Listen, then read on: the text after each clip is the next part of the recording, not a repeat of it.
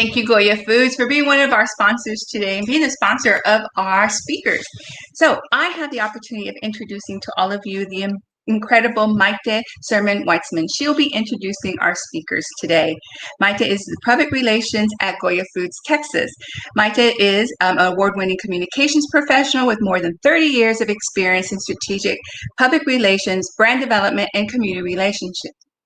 Today, she runs the public relations effort of Goya Foods Texas, managing as many media and community promotions throughout Texas, and is responsible for both diversity initiatives and community outreach in the United States, throughout Texas, and Latin America. Prior to joining Goya, her boutique public relations firm, the W Group, was Goya's agency of record in Texas. She oversees the media and communications relations efforts in Goya Give program and coordinates donations and aids in Texas, Mexico, Venezuela, and Central America. She's also part of the team that handles internal communications. I have the honor of presenting to you Ms. Maite Sermon-Weitzman.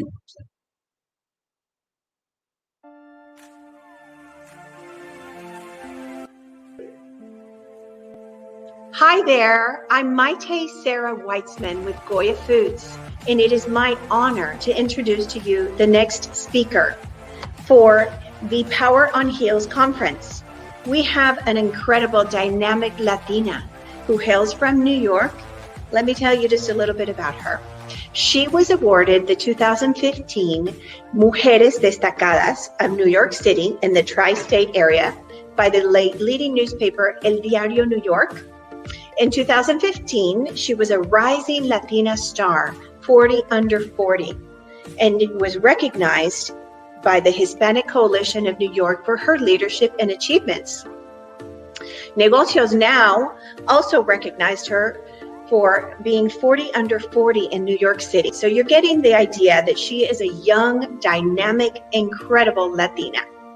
Her name is Fleriser Bello, and she's an events marketing strategist, an innovator, an executive producer, a creative director. She hosts the Bellas Fashionistas TV, founder and CEO of Fleriser Bello and Bellas Fashionistas Inc. I believe you will be inspired by the words of wisdom she has to share with us today. Listen in your virtual settings and enjoy this incredible program that has been put together for you. Hello, everyone. It is happy Friday from New York City, everyone. It is a pleasure for me to be here today. And, I just started talking. I didn't realize, but that is the beauty of virtual conferencing, in the times that we live in today. It is a pleasure for me to be here today at the second annual Power on Heels Conference and Scholarship Presentation. Thank you, Maite, for that incredible introduction. And thank you, Ivette, and team for this opportunity to be here today amongst your audience and incredible guests who are here to be transformed, impacted, and to continue with their purpose and goal in their lives to continue to impact our community. I am honored to be here, as I had mentioned, and to be able to speak to you not only about Fleriser Bello, Bellas Fashionistas, but really about that power that is within you. And why am I bringing this topic to you? Because it's important. A lot of the times we want to achieve, we want to move forward in life, whether it's in our professional setting, whether it's in school, whether it's having more friends or being able to be alive in that network that we would like to be. I don't know how many of you have found yourself in that position where you may feel stuck, where you may feel like you have nowhere to go and you don't have the avenue or the network to be able to get there. So I come here to tell you that within you, there's a power.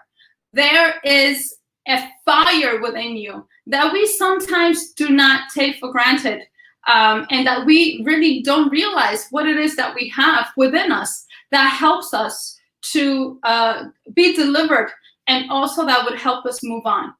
And at Bella Fashionistas, our goal is to educate, encourage, and motivate Latina youth and women to be able to reach not only their potential and to be the bridge for their next opportunity, but also to be able to help them find that purpose, help them find that desire of what their next opportunity is, or what their life, what they have been destined to do. And I could tell you something, we all have gifts, we all have talents, we are natural born leaders within our areas, what God has destined for you. And I could share with you my story with Bella Fashionistas and how I've been able to be where I am today. Fleriser Bello, always, when I was 11 years old, I always wanted to be able to, I came to the United States. I was just, backtrack a little bit. I came to the United States when I was 10 years old, and I found myself stuck every summer and in the early 90s to be able to just watch TV, you know, hot summers in New York City. And within those hot summers within New York City, I found myself watching TV from morning to day. Of course, I had to do my house chores, you know, like we all do as Latinas. But, you know, being able to be watching TV helped me develop that fire to identify what it is that I want to do. And, you know, a lot of the times we don't think of the power that our words have. And, you know, I said to myself, how can I be able to land a career in television? Not only land a career in television, but be able to work as a backup dancer. You know, I was watching Living Colors back in those days, and I would see these videos and people dancing behind the artists. I said, oh my God, I think I could dance. I could be the backup dancer, maybe, or be a reporter. That's what I had in mind. But then I said to myself, God, but my parents don't know anyone. I live in the Bronx. My parents don't know people that work in the city, you know, and I saw the city so far. And I said, but my parents don't know anyone.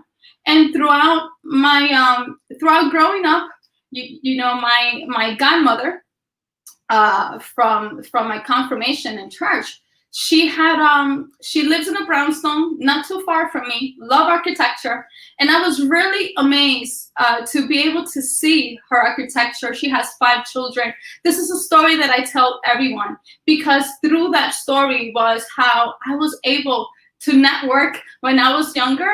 I know we networked with our family, with our friends, and we had went out for a prayer at her house, and her oldest daughter had come up to me and said, what would you want to be when you grow up?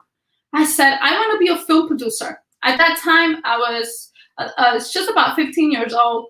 And she said, you know, I work at Channel 13, and I'm going to see if I could be able to connect you so that you could do an internship. And lo and behold, a month and a half fast forward, Fleriser Bello started working at Channel 13, PBS. And I was very, I said to myself, wow, what did I do to deserve to work here, you know? And a lot of the times we don't know that our opportunities could be within our friends, within our family, within our network, if we all only open our mouth and talk with them, no? And with her, she saw something in me, and she says, at that time she was going to law school at Fordham, and she just gave me the opportunity. And fast forward a few years, within my high school age, I would talk to all my professors, you know, in high school, to my teachers. And my English teacher, her best friend, has an event planning firm. And I told her how much I love to coordinate, how I love to work in production, backstage, which I do by all means. But yeah, Fashionistas and being the host has not been an easy process for me to digest. But here I am, fulfilling purpose. And I said to her, I said, I want to be able to work. I love events. I love to put together, and I love the marketing aspect of it. And she says, well, my best friend has a company, and I'm going to reach out to her to see if she needs help. Lo and behold, she did. Fleriser started working with her. And now imagine a Latina that just came from to the United States 5 years ago, 7 years fast forward, I started working, helping her out at this event, which was at the Chrysler building, at the top floor of the Chrysler building. That was my first ever experience to be able to work with a vast group of professionals. And not only professionals, but they were Jewish. And, and it was a different culture than I was used to. And it was just an incredible experience. Then my aunt, her best friend, used to have an event planning firm, and they did all the parades for the Latino community and banquet dinners for the Latino professional community here. And one of their clients was Goya. And, I was able to talk to her, and I said, Tia, I love to do events and marketing. I've worked X amount of time here and there. And, she says to me, let me talk to my best friend to see if she could give you an opportunity with one of her projects. Lo and behold, Fleriser Bello started working with her temporarily while I was in high school. And, those experiences to me led me to prepare me to be where I am today. And a lot of the times we take those things for granted, whatever these skill sets, whatever the opportunities, whether it's taking care of someone's children, whether it's an opportunity for an internship, these are part of the opportunity, and these are the skill sets that prepared us for the next opportunity. And, it is a great, and I want to talk to you before that, what it is, how can you find your purpose? Finding your purpose is having that ability to sit down, and for me, it was talking to God. God opened my eyes and let me see what my purpose was. Let me see what he had destined for me, what all these talents and gifts that he provides and gives us. I was able to identify throughout all these different experiences that soul seeking and never doubting not only my parents, but the power of God. And, finding purpose to me a few years fast forward, I started volunteering. I started getting my feet wet again. I had a period where I worked in healthcare. I was managing the office of a cardiothoracic surgeon at Sinai. I worked with him for a few years. Just before that, I was in college throughout that time. And I worked in retail. Working in retail really prepared me to be able to work with different personalities, be able to escalate from a sales position to be able to work as a manager. They gave me that opportunity within 5-6 months of working there. And, we have all these talents that we don't know we have, that people see in us, but they just help us move along and get there. And the power of network is very important, because that's what they do. They see something in us and they help us out and help us elevate to the next level that is meant for us. So when we come to this alignment of purpose, and when we already have identified what that talent that we have is, never underestimate, which I did, underestimated. And I thought, wow, I worked 7 years in healthcare. This is not my area. I came to Christ at that time, and God helped me unveil within my eyes that blindfold. A lot of the times we get thrown into challenges. I know I did at work. I took up challenges, and those challenges helped me move forward and build the skill sets that then helped me be able to volunteer. And after volunteering, I was working so much. I was organizing an event. I was organizing a fashion show. I was organizing all these events. And then I had the opportunity to go into the Latin Grammys. Before I ended up going to the Latin Grammys in 2011, I had someone that said to me, what are you doing, Fleriser, with all these things that you're doing? I said, I don't know. I'm just rolling with the punches. Opportunities come arise, and I just take them. Risk taker. When you become that risk taker and you see the opportunities, that everything is just flowing naturally, go with the flow, because you never know where that will lead you. He said to me, have you thought about opening your own company? I said, no, I'm not ready for that. No.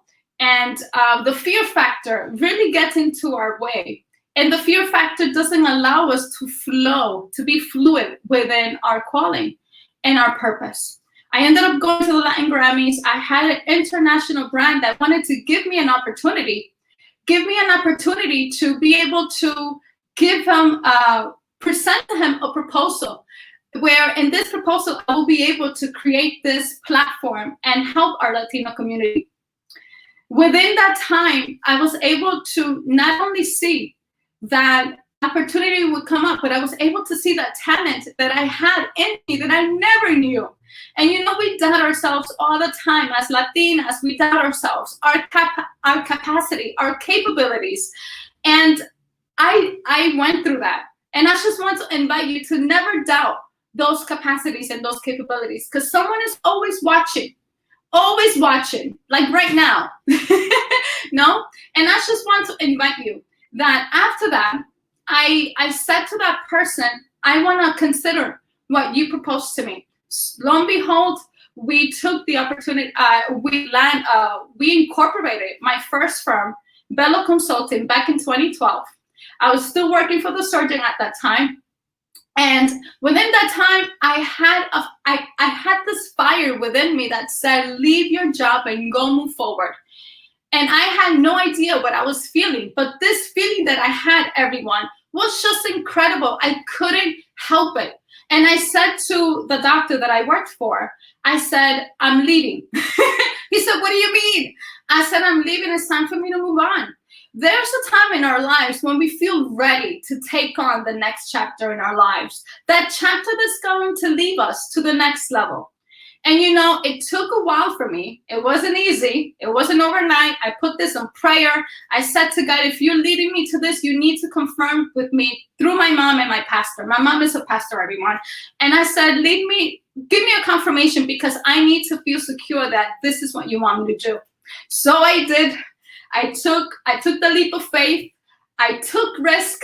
I had nothing with me, but I had my 401k that helped me to sustain for those 8 months.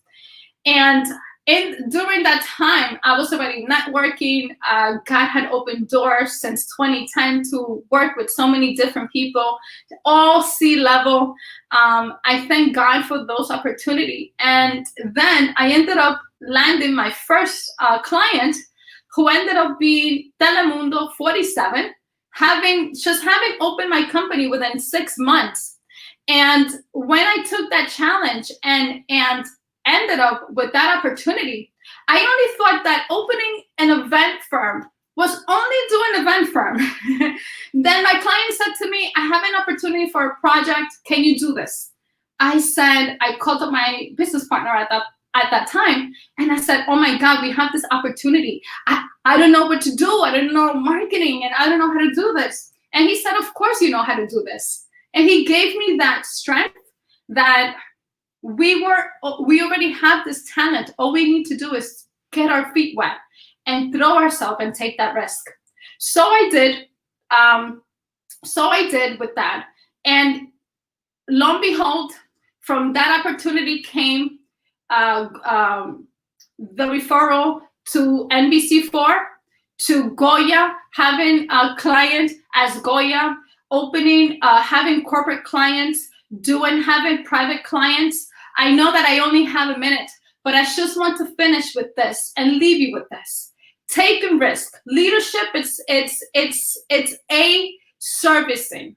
Once you service in leadership, once you have that leadership and you service is a responsibility. It's a purpose. And that's where the purpose with Bella Fashionistas was able to come about. Service to give back to the community, service to help those others elevate and bring them along to where you are. We need that community. If it wasn't for Ivette, if it wasn't for all these clients, if it wasn't for the opportunities, Bella Fashionistas would not be here today. And I just want to leave you, because I have to wrap up. And I just want to leave you with community, helping rise. A leader has a big responsibility, and we don't take that lightly. Being here, having this responsibility to speak to you today, to speak to everyone today, it's a big responsibility to give service, to disconnect from everything that you think that you want, but to give back, bring others with you. And with that leads you opportunities, purpose, and after all, that power within you. Thank you so much, everyone. Thank you, Ivette. Thank you so much. Have a great one. Early breakfast? Goya olive oil from Spain. Eggs, adobo, and... Early breakfast? Goya olive oil from Spain. Eggs, adobo, and... Oh, 6 p.m., not a.m. Then olive oil, adobo, and a delicious steak for dinner. Ha! Same ingredients, so many possibilities. If it's Goya, it has to be good. I live an active life, really very active. Okay, so I'm not a runner, but at least I'm staying hydrated. Because I drink Goya pure coconut water. It's high quality, affordable, and it's even won an award. So whether my job is momming, approving, or simply caring, that's why I choose it. Goya Pure Coconut Water. Natural hydration for real-life chefs. If it's Goya, it has to be good.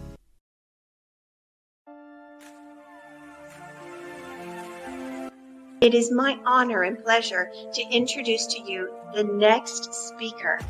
This is another dynamic Latina. Amazing. I don't know how Ivette does it. She scoured the world to find the absolute best and most inspiring speakers. Today, you will hear from Patricia Mota. Patricia serves as the President and CEO for the Hispanic Alliance for Career Enhancement, Leadership Strategy, Fundraising, and Development. She is amazing. She has an incredible, strong history of serving the community, as reflected by her service on various nonprofit boards. Patricia earned a double Bachelor of Arts degree from Indiana University in Spanish and Communications and a Culture, and a Master's in Public Affairs and Public Management from Indiana University School of Public and Environmental Affairs. Patricia is also a certified leadership coach, and she was named by Crain's Business Chicago one of the top 25 most powerful Latinas. Join me in welcoming Patricia Mota to give us a few words of wisdom. Hola, thank you for the kind introduction. Buenos dias, good morning to everyone. A special thank you to Ivette Mayo for her dear friendship, leadership in this mission that is so near and dear to my heart and the work that I get to do every single day. And thank you for all of the sponsors supporting this important initiative. As mentioned, I'm currently serving as President and CEO for HACE, a national nonprofit that is dedicated to advancing Latinos across the country. I am an advocate for equity and access. I am a nonprofit executive. I am a Latina. I identify as Mexican American, and I am most proud of being the daughter to immigrants. It is my responsibility to do the best that I can, to become the best version that I can, to try to justify that my parents have made for my siblings and I, to ensure that we pursued education, to ensure that we became the best version that we can and do better. And so it is my honor to share with you some tidbits, I would say, for creating opportunities that align with my own personal story. And just hearing the wonderful remarks that was shared by Fleriser, I think there's a lot of alignment there. And no, we did not touch base beforehand, but I think that you'll be able to see, take what resonates with you and apply it most importantly. And so I am going to, I don't know if we have slides coming up, share. Here we go. Share a couple of tidbits that I have for you today. And there's three specific areas that I wanted to touch on. And it'll start with a couple of things for you to consider. And before I do that, I have to say a special shout out, because I know we have several wonderful mujeres, but a special shout out to our Mujeres de HACE alumni that are joining us, many of which Ivette's been a part of, supporting us through that leadership program. So abrazos grandotes para ustedes, big hugs to you all. And so my first tidbit for you that I'll share, and you'll see it on the next screen, is about building your foundation. Thinking about what are the key things, your values, your beliefs, your why, that resonate with you. And it's important that you take the time to not only build it out, but constantly reflect on what is it for me because it evolves over time. New challenges present themselves, new opportunities present themselves. And as we know far too well, the last 6 months have been testing us more than ever, right? And so I wanted to share a couple of things in terms of what that is for me. And one of the reasons that I am in the work that I do is I've personally experienced the education gap that exists here in the United States. Going into my junior year of high school, I had an older brother who, 10 years older, became a very successful civil engineer, got married, and moved to an affluent community right outside of Phoenix, Arizona. And he convinced my father to have me move out there my junior year of high school.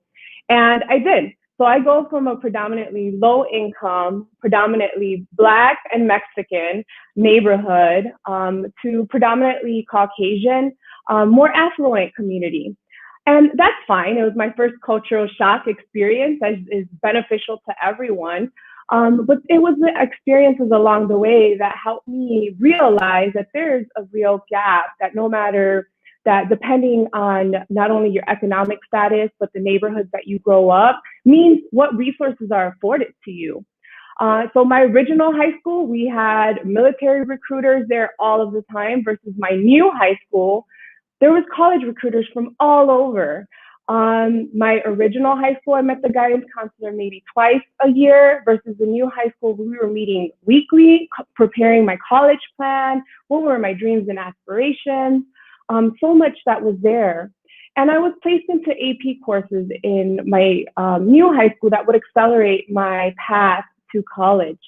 And while the challenges presented themselves, I also had an eye-opening experience where it was, why was it fair that my peers back home did not have access to all of this information? And so I've made it my mission then, as I graduated and was ready by my junior year of high school to go to college, to the academic rigor being on a different level as well, to make it my own personal mission to help my peers back home close that gap. Further along in my career as Latinas, and we've heard it today, not only, there's other disparities, right? I have been passed by a promotion and blatantly told that it had nothing to do with my qualifications, but the committee didn't feel comfortable with me. And that all-white committee chose the older white male. Now, this is all, part of my personal experience, which is part of my story as to why I do what I do. Why am I leading an organization? Why has my career trajectory consistently been about closing these gaps that exist for our communities? My other why is, you see my beautiful 8 nieces and nephews on the screen that I get to borrow and give right back, but that I want to be an example for the next generation, for them, of course, but for the next generation coming forward, so that we all know very well that when we see someone that we can identify with and in a senior level role that's doing successful, that's sharing their story, that's doing very well, it's empowering. Look, we have the first vice president-elect that is not only a woman, represents our Black community, represents our Indian community, the HBCUs, and that's empowering for our young girls and all of those communities that she represents. Because of that, I feel it is my responsibility to become the best that I can, and it should be for each of you. What is your why? I shared a couple examples, but think about, what are your values? What are your beliefs? What is your why that during the challenging times, especially the last couple of months, we can lean on? And the last example I'll share that why this strong foundation has helped me throughout my career. When I was named interim president and CEO in October 2014, even though I was named interim, I still questioned myself whether I was ready or not to go for the actual full-time position. I still questioned myself. If it wasn't for me going back to my why, to my foundation, and of course my board of advisors, my mentors and supporters, it would have been a lot more challenging for me to go forward to not only my candidacy, but to get me to continue to thrive in this role from there on, especially during this time. So that's my first tidbit. The second piece that I'll tell you to think about when it comes to creating opportunities for yourself, right, is think about what is it, and this would be on the next screen. Think about, and not just what your foundation is, but are you sharing your stories, right? So sharing is critical. And we also heard this from our previous speaker, right? And for me, it started in first grade. My first professional Latina, of course I had Latinas, my tias, my mom, and many family members that we have, but the first professional that I met was Mrs. Martinez in my first grade classroom. And I loved the way she taught, how she was so caring, and I told her one day, Miss Martinez, I want to be just like you.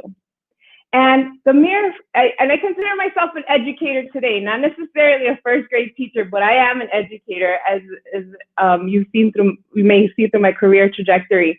And what that did was wonders. She then, after school, she would give me a additional worksheet. She knew I had a younger sister at home. She's like, here, teacher's sister, practice being teacher, right? She then went on and told my mother to do whatever she could at home to support me wanting to be a teacher. One day I get home after school, there's a chalkboard, there's, chalk, there's some like stickers and things like that. So I get to practice being teacher again. The reason I share that story is because of me sharing that one dream with the teacher, it then provided these additional resources and tools for me to practice getting there. It created the opportunity to say, yes, you can be. Here's we're practice. We're going to support you, right? And the same thing happened not only when I was named the interim CEO, but formally to the CEO position that I currently serve in. But also last year.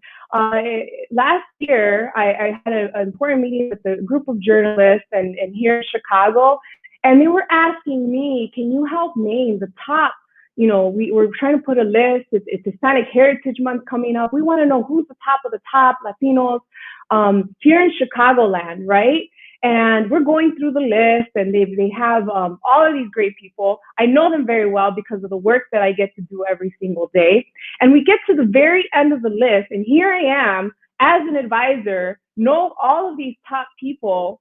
I had to find the within me to say I belong on that list.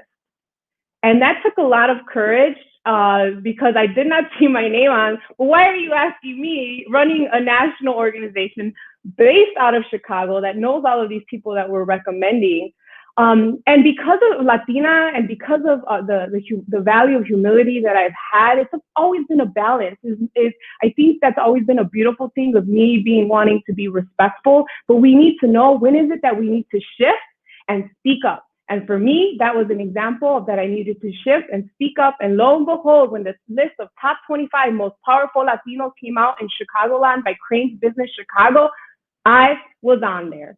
So we have to make sure that we are sharing our stories, that we are speaking up, that you are your best advocate.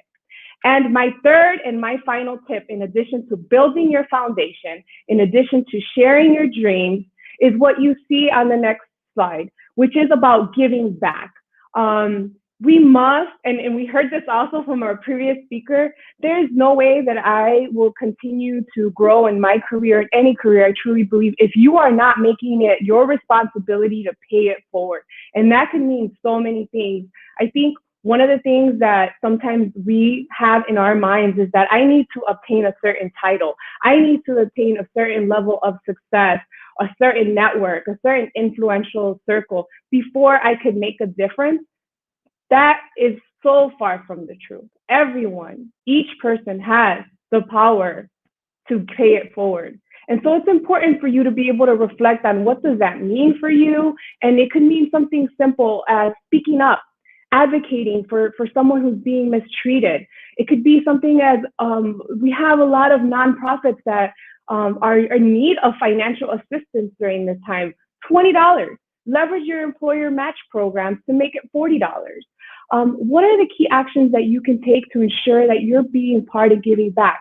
The way that this creates opportunities for you is that people will, when you give value, when you offer of yourself, people remember that. And it has to be genuine. So look at what your foundation is. What are the things that you're passionate about? And look into opportunities to be able to give back. Think about your story, reflect on your story, build that foundation, share your aspirations, and give back. And I'll leave you too with this quote by the late Maya Angelou on another way that you can give back. You know, she states that do the best you can until you know better. Then when you know better, you do better. Don't wait till people to also give you feedback. I think one of the biggest challenging things is hard. It's hard when it's not so great feedback, and I've learned that along the way in my career. So make it a gift and say, hey, you sat in my presentation. Can you give me 2-3 pieces of advice? Like, what could I have done better?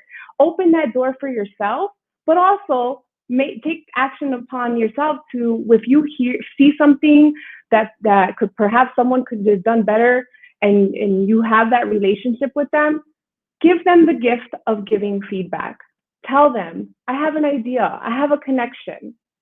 And so I'll ask you, what actions, what steps will you take to create opportunities, not only for yourself, because that is critical, but keep in mind about how are we creating opportunities for others. And so I encourage you to take the leap and jump into action.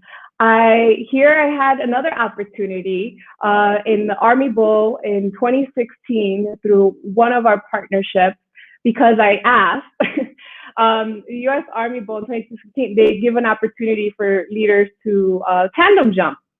And I knew that because they always ask me for recommendations, or they always ask for connections or referrals. And I was like, you know what, I would like to be that person to take the leap. And just as when in that moment, when I was at we sat in, we listened to the tutorial, the do's, the do nots, right? When you're getting ready to jump. And even though you're super prepared, as soon as you're at the ledge, it's so scary that you just want to say, you know what, I changed my mind. But you know what? You have to have enough faith in yourself that you've done the work, that you've prepared, and take the jump. Because then when you do, it's the best feeling in the world. And so take the leap, and I'll leave you with a final quote by John Maxwell. And I know, Ivette, you know John Maxwell very well, as well. I'm a fan. And it's about courage, because I think in order to create opportunities for yourself, for others, it takes a lot of courage. And then the quote says that the courage door has one knob, and it's on your side. So abre la puerta, open the door, and take action today. Thank you for having me.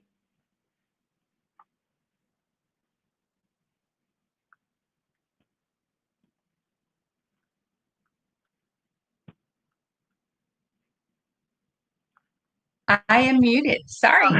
There we are. Me quiet, believe that or not. Patricia, thank you. Thank you so much for sharing those wonderful tips. I personally loved all the pictures, and I've enjoyed being part of your journey and watching your star soar. So thank you so much for sharing all of that. I think we're going to be adding Fleriser here as well. We're getting ready to jump into a special treat here. We're going to have a little quick Q&A with our speakers. If you have a question that you would like to ask one of our speakers, please take the opportunity now to simply place it in the comments, and we'll do our best, if time allots, to cover that question. But ladies, I think it's so ironic that the two of you did not, outside of just being on the screen today, just the similarities and the parallel in your message on your purpose and your why, and being bold and taking risk, and then also the idea of how we need to really look and bring others with us on this journey. And so thank you for having that synergy in your message today. I'm just so super proud of both of you and all that you do. So I want to just go ahead and jump in really quickly to our questions, so we can hopefully have time for some of our other questions from our audience. But the first question I have for both of you, and Buddy said I'll let you answer this first, is what is the biggest professional challenge that you had to overcome in your career? Wow. How do I answer that? I just want to thank you and Patricia, phenomenal. We didn't go and we didn't speak before this. I think that for me, one of the most challenging is coming into Bella Fashionistas as the host.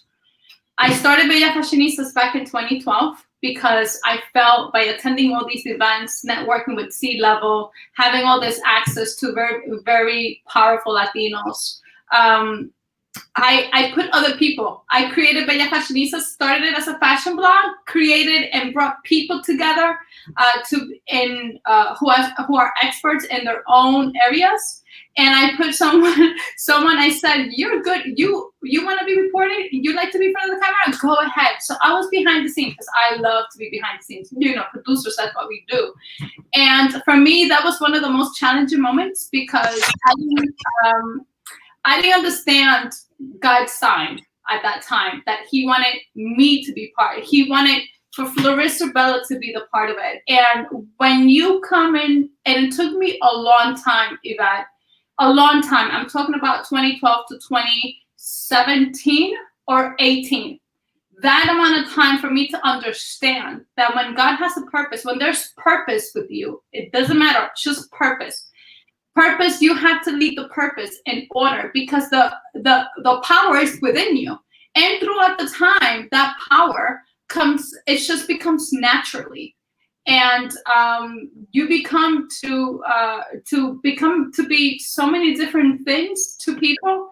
I work with my clients. I work with talent. I work with celebrities. I work with very important people when I know with government officials when I have to put together events and conferences. And I know the responsibility that comes with it. And for me to digest and understand that responsibility took time. And here I am. So that was one of my biggest challenges. Yeah, absolutely. Patricia, how about you? What was one of your biggest professional challenges? I know you shared one during your speech, but would you like to build on that, or can you think of another one? Well, yeah, I mean, there's always, right? There's a lot. I know. Most recently with COVID, my goodness, I think it was being so fearful, like what is going to happen to this organization? What could possibly happen? I'm in touch with leaders that have been involved with the organization since the very beginning. And all I can think of was when we fell on hard times in the 2008, 2009 recession and if that was going to potentially happen again. But again, you reach out for those opportunities. I worked my tail out to get the PPP funding and ensure that my priority was our people. And I wanted to keep all of our people on staff and to be able to go through that process of several phone calls and all of that took and ultimately be able to secure it was a big challenge. But it took a lot. And I think just the challenge overall, you have to deal with people, everyone's going through different personal experiences right now, but we also have to deliver as an organization. And it wasn't just shifting and pivoting, like how are we going to shift our programs and doing it in a very fast pace, but also being mindful that we have to take care of one another and our employees, and that balance of we got to go fast, okay, in pivoting and transitions from staff transitions. So it's a lot. It was a lot, and I'm still processing it. But I think Absolutely. At the end of the day, it's been my foundation, and being able to reflect on that and build on that keeps me going through this most recent challenge, I should say. Absolutely. Well, I have to tell you, I appreciate your stories and what you just shared.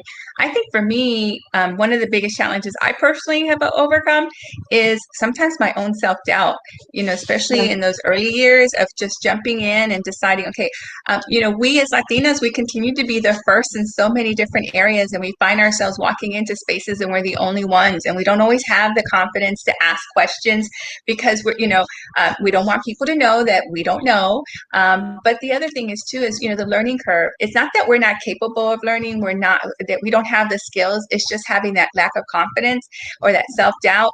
And I think that once I got over that and just really just focused on what I was, the skills and the effort that I was putting in place, that results were going to going to be generated. And then once people around you realize that you were, that you were worthy of being where you were, then things started to change. But I think for me, and I don't know if you guys experienced that too, but I think self-doubt was one of our biggest things, or one of my biggest personal things. I'm looking up and I'm going to see this question, and I do want to ask, because I'm going to bypass one of the questions we had. I'm going to just kind of go off script here, and I'm just going to read one of the questions we have from our audience, because I think it really speaks to who we are and something that we have here. It's from Jackie Cervantes. I think that you know who she is, Jackie. She's one of our Mujeres de HACE. She's an amazing young lady here, in amazing, powerful Latina here in Houston. Jackie's question is, with so much focus on diversity and inclusion in the corporate space, how would you respond tactfully to someone commenting that you have an advantage because you're Latina? The Latina factor, who knew? Patricia, would you start with that? Oh, sure. Hi, Jackie. I wish I could give you a hug. It's been such a long time. And why you got to give us such a tough question? No, I think, look, you got to throw back there's a lot of research and books on white privilege, right? Not only in terms of in society, but in let's say corporate America and in general. And so I think my response would be like, yes, but you have to have the data, right? Like, I think you look at that there's only, Latinas are earning on average nationally, 55 cents dollar to compare to the white male counterparts. That's a potential wealth of $1 million over the lifetime of a Latina. And as women, we are contributors for households, for the overall economy. And so it's our time, right? It's like we need to be unapologetic in our responses, but using data, right, and statistics to say, like, we're the least represented, not only financially, but when you look into leadership positions. And so be proud. We got to leverage, especially now, this wave that's going on, to advocate and to push for initiatives, unapologetically so, that help close this gap, because unfortunately, the gap has widened. With COVID, we now have Latinas, Hispanic women, according to the Pew Research, there's been a decline, the greatest decline of job loss by 21%. We have to accelerate closing the gap, right? And so we have to, I say metrics, of course, and data, but be proud about that in your response. No, absolutely, absolutely. It is our time, Latinas. It's time. So thank you for that, Patricia. And then and Flori said, I have a question for you, because it's being asked specifically to you, and that is from Yesenia. And her question is, Bella Fashionista, how do you find yourself helping other Latinas in your community on a one-on-one basis? We have mentees that we help, and these are college students. We have helped at least a few students to be able to connect and land jobs in their specific industry, and that's healthcare. And not only healthcare, but I have one-on-one with mentees, and we help them connect. We're the bridge to be able to connect to nonprofit organizations that are industry-based. So we could connect them to Prospanica, who are our partners, Alpha. We could connect them to SHIP, and we recently connected them to SHIP. One of our mentees, connected them to SHIP NYC because they wanted to develop, to continue their professional careers in civil engineering. So that's one of the ways that we do. And we also, not only directly, but indirectly also, with highlighting Latinas like Ivette and Patricia and others, which soon we'll get you guys in to be able to share your story. So sharing your story like this really creates an impact. And after all, additional Latinas, young Latina, professional Latinas, and entrepreneur Latinas are able to see the story, how these incredible Latinas got to where they are. And they say to themselves, okay, she felt the same way I feel. If she did it, then I could do it too. Wonderful, wonderful. Great answer. And I think that helps us also see the connectivity that you have. You're not only helping these women, but you're also sharing. And I think that was a comment that Patricia made to, your network, utilize that and leverage. And I have to tell you, learning to network is definitely a skill we all have to learn, but we also have to teach how to network. And by making these connections for people, it kind of sets the tone for other ways where they can make those connections as well and continue to make those connections. Because, you know, this is the age of Latinas. This is the age of boldness. This is the age of why. Let me just take the age, just take the time. This is the time for boldness, know your why, closing the gap, and as Patricia said really a few minutes ago, making things better for the next generation. So this is really a great time. So before we close out this Q&A, I would love to go back to both of you. And if you'd like to give any closing comments for the ladies who are watching from all over the country, by the way, all over the country. So we'll start with you, Fleriser. Sure. Never give up. Know that there's always a process that we must go through in order to go to the next level of elevation. Be a risk taker, have the courage, like Patricia said, and always help others come, lead them. And one of the beautiful things of a leader is that we always see the talent, the hidden talent of anyone, and helping them perfect those talents and guiding them to that a particular destiny. It's what leaders do. And you know, I had someone, and I'll close up with this. This particular person is someone very influential in the Latino community. And he invited me to an event that he was part of. And he said to me, we were the only Latinos, that there were probably 4 Latinos in this event. Now think about a networking event of a conference of 2 days. He invited me because he said to me, the reason why I invited you is because we need to see more people like you. And that just made me realize why Bella Fashionista existed, why it was created, and what the purpose was for that. So we must continue to elevate, to educate, to encourage our community, and to motivate them, because it's not easy. If you don't have the access, if you don't have the avenue, how are you going to be able to move up? You could do it, absolutely.